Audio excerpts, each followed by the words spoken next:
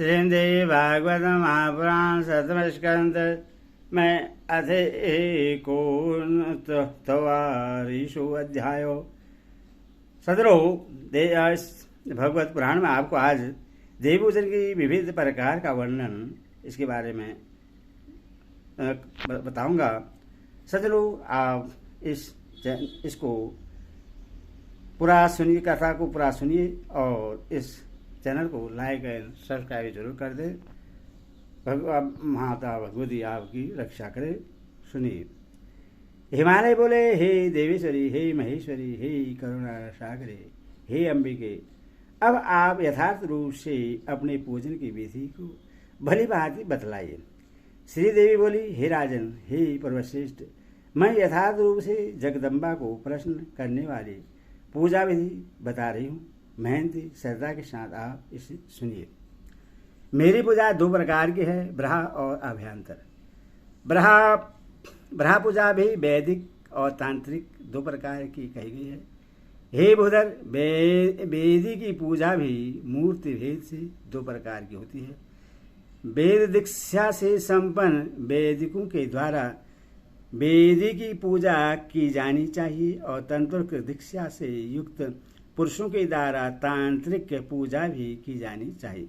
इस प्रकार पूजा के रहस्य को न समझकर जो अज्ञानी मनुष्य इसके विपरीत करता है उसका सर्वदा अधपतन हो जाता है। उसमें जो पहली वेदी की पूजा कही गई है उससे मैं बता रही हूँ।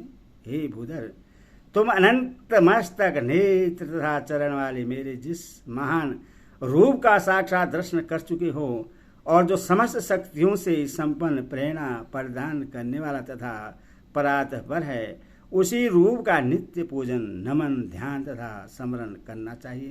हे नग, मेरे प्रथम पूजा का यही स्वरूप बतलाया गया है। आप शांत होकर समाहित मन से और दम्भ तथा अहंकार से रहित होकर उसके परायण होइए, उसी का यजन कीजिए, उसी की शरण में जाइए और चित्त से सदा उसी का दर्शन जब ध्यान कीजिए। अन्य एवं प्रेमपूर्ण भक्ति से मेरे उपासक बनकर यज्ञों के द्वारा मेरी पूजा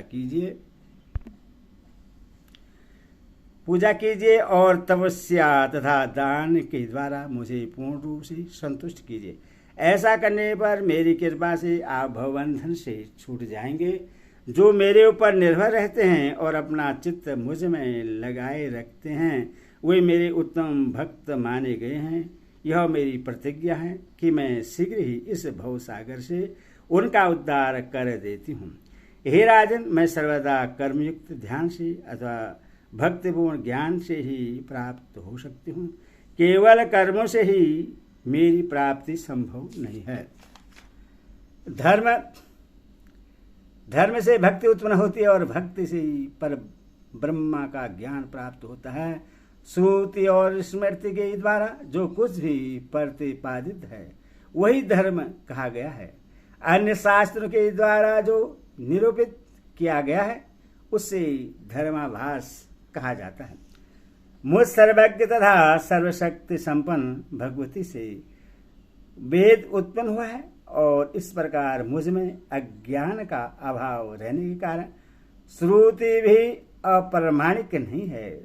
श्रुति के अर्थ को लेकर ही स्मृतियां निकली हुई हैं। अतः श्रुतियों और मनु आदि स्मृतियों की प्रमाणिकता स्वयं सिद्ध है। स्मृति आदि में कहीं कहीं कटाक्षपूर्वक वामाचार संबंधित वेद विरुद्ध कही गई बात को भी लोग धर्म के रूप में स्वीकार करते हैं, किंतु वैदिक विद्वानों के द्वारा वह अंश कभी ग्रह नहीं है। अन्य शास्त्रकर्ताओं के वाक्य अज्ञान मूलक भी हो सकते हैं। अतः अज्ञान दोष से दूषित होने के कारण उनकी युक्ति की कोई प्रमाणिकता नहीं है।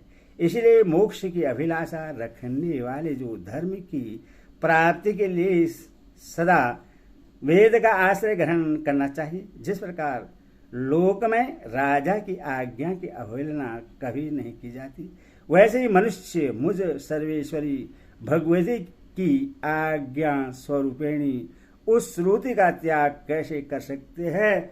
मेरी आज्ञा के पालन के लिए ही तो ब्राह्मण और क्षेत्रीय आदि जातियां मेरे द्वारा सर्जित की गई हैं। अब मेरी श्रुति की वाणी का रहस्य समझ लीजिए। हे भूधर, जब जब धर्म की हानि होती है और अधर्म की वृद्धि होती है, तब तब मैं विभिन्न अवतार धारण करती हूँ। हे राजन, इसीलिए देवताओं और दैत्यों का विभाग हुआ है। जो लोग उन धर्म का सदा आचरण नहीं करते, उन्हें शिक्षा देने के लिए मैंने अनेक नरकों की व्यवस्था कर रखी है, जिनके सुनने मात्र से भय उत्पन्न हो जाता है। जो लोग वेद प्रतिपादित धर्म का परित्याग करके अन्य धर्म का आश्रय लेते हैं, राजा को चाहिए कि वह ऐसे अधर्मियों को अपने राज्य से निकासित कर दे। ब्राह्मण उन अधार्मिकों से संभाषण करे और द्विजगण उन्हें अपनी पंक्ति में न बैठाएं। इस लोक में श्रुति स्मृति विरुद्ध नाना वेद अन्य जो भी शास्त्र हैं, वे हर प्रकार से तामस हैं। वाम का पालक, कौलक और भैरवागम ऐसे ही शास्त्र हैं, जो मोह में डाल देने के लिए शिव जी के द्वारा प्रतिपादित किए गए हैं। इसके अतिरिक्त अन्य कोई भी कारण नहीं है। वेद मार्ग से च्युत होने के कारण जो उच्च कोटि के ब्राह्मण दक्ष प्रजापति के शाम से, महर्षि भृगु के शाम से और महर्षि दधीचि के शाम से दग्ध कर दिए गए थे, उनके उद्धार के लिए भगवान शंकर ने सोपान कर्म से शिव, विष्णु, सौर, शाक्त और गणपत्य आगमों की रचना की।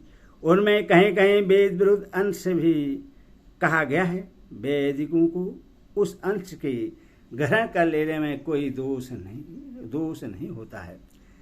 वेद से सर्वदा भिन्न अर्थ को स्वीकार करने के लिए द्विज अधिकारी नहीं है। वेदाधिकार से रहित व्यक्ति ही उसे ग्रहण करने का अधिकारी है। अतः वैदिक पुरुषों को पूरे प्रयत्न के साथ वेद का ही आश्रय ग्रहण करना चाहिए, क्योंकि वेद प्रतिपादित धर्म से युक्त ज्ञान ही परम ब्रह्मा को प्रकाशित कर सकता है। संपूर्ण इच्छाओं को त्याग कर मेरी ही शरण को प्राप्त सभी प्राणियों पर दया करने वाले, मान अहंकार से रहित मन से मेरा ही चिंतन करने वाले, मुझ में ही अपना प्राण स्मृत करने वाले तथा मेरे स्थानों का वर्णन करने में संलग्न रहने वाले, जो सन्यासी, वानप्रस्थ, गृहस्थी और ब्रह्मचारी मेरे ऐश्वर्य संख्य योग की सदा भक्तिपूर्वक उपासना करते हैं, मुझ निरंतर अनुरक्त रहने वाले उन साधकों के अज्ञान जनित अंधकार को मैं ज्ञान रूपी सूर्य के प्रकाश से नष्ट कर देती हूँ, इसमें संदेह नहीं है। हे पर्वतराज, इस प्रकार मैंने पहले वैदिक पूजा के स्वरूप का संक्षेप से वर्णन कर दिया। अब दूसरी पूजा के विषय में बता रही हूँ।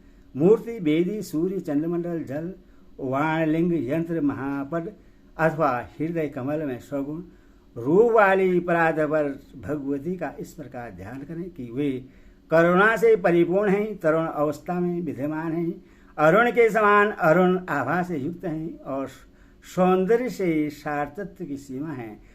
इनके संपूर्ण अंग परम मनोहर हैं। वे श्रृंगार रस से परिपूर्ण हैं तथा सदा भक्तों के दुख से दुखी रहा करती हैं। उन जगदम्बा का मुखमंडल प्रसन्नता से युक्त रहता है। वे मस्तक पर बाल चंद्रमा तथा मयूर पंख धारण की हुई है। उन्होंने पास अंकुश, वर तथा अभय मुद्रा धारण कर रखा है। वे आनंदमय रूप से संपन्न हैं। इस प्रकार ध्यान करके अपने विद्य सामर्थ्य के अनुसार विभिन्न उपचारों से भगवती की पूजा करनी चाहिए। जब तक अंत पूजा में अधिकार न हो जाता, तब तक वह ब्रह्म पूजा करनी चाहिए। पुनः अंत पूजा में अधिकार हो जाने पर उस ब्रह्म पूजा को छोड़ देना चाहिए। जो अभ्यंतर पूजा है, उससे ज्ञान रूप मुझ ब्रह्मा में चित्त का लय होना कहा गया है।